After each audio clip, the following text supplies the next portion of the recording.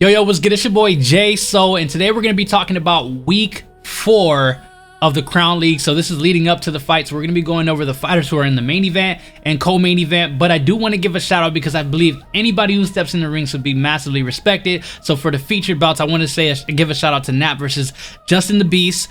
That's going to be a good fight. I face Nap. I know Nap is a good fighter. So really interested to see what Justin the Beast does. Almighty Chops versus NM Allman. That's going to be a good fight. So shout out to you guys, man. Can't wait to see you guys perform. And the free agent showcase is still to be determined, but whoever gets chosen, make sure you're putting on the show so you can possibly get drafted. All right, so let's talk about the co-main event. We have High Level IQ versus PRYOXIS. So first, let's dive into High Level IQ.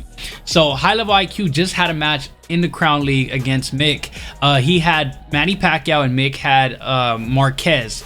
There were some fouls in this match, so a lot of controversy was going on in this match because High Level IQ went into loose footwork early in the match and his opponent wasn't flat-footed. So that's definitely against the rules, and you know, he was fouling throughout the match, you know, being in constant loose footwork, and he did do some step-in jabs to the body, which is also a foul.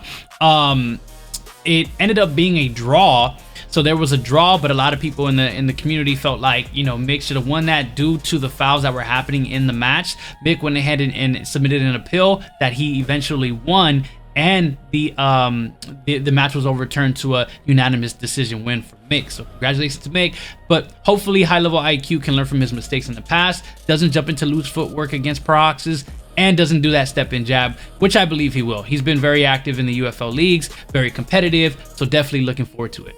All right, so next up we have PRYOXIS. So the guy who needs little to no introduction. He's made so much gaming, combat sports content. If you haven't checked it out, definitely go check out his channel. He plays different combat games, so UFC 5. He's been playing a lot of Fight Night Forever, Fight Night Revival. So, you know, very versatile in the combat sports gaming scene.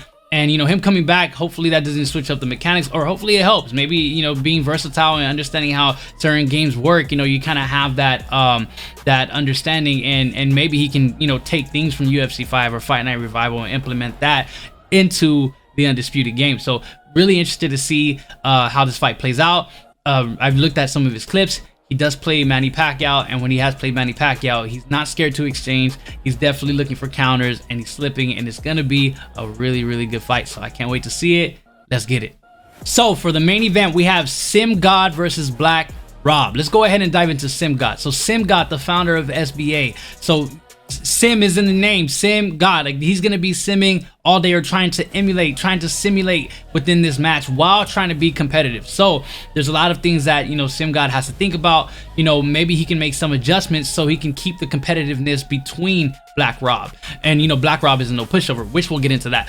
But SIMGAWD just has to really figure out a way to combine both simulation and competitive play in this match. If you haven't, go check out Cold Blooded's YouTube. Cold Blooded and SIMGAWD have a match or a spar that Cold Blooded has posted up, which is really, really good spar. So definitely go check it out if you're interested to see what simulation is. But when SIMGAWD is in this match, I know he's going to be trying to focus on, you know, not just auto blocking, just definitely focusing on manual blocking, as, you know, manual blocking a lot. So when it comes to this competitive play, you got to kind of mix in the both, especially when it goes to the body. So hopefully he's using that auto block to the body so he can, you know, not tire out really quick, and, you know, he can just prepare a little bit better for what BLACKROB is going to bring.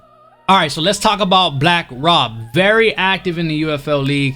BLACKROB is a top 10 fighter in the UFL league and just fought the #1 ranked fighter Sora in the UFL and beat him by a landslide decision, which was a great performance from BLACKROB. And then BLACKROB went on to fight Dominic for the championship, but Dominic won a decision over BLACKROB. It was great. Both of them very, very great fights. BLACKROB is very highly competitive, and he's very, very active in the scene. So being that he has that chip on his shoulder, maybe from the loss from Dominic, I know he's going into this fight, you know, having something to prove.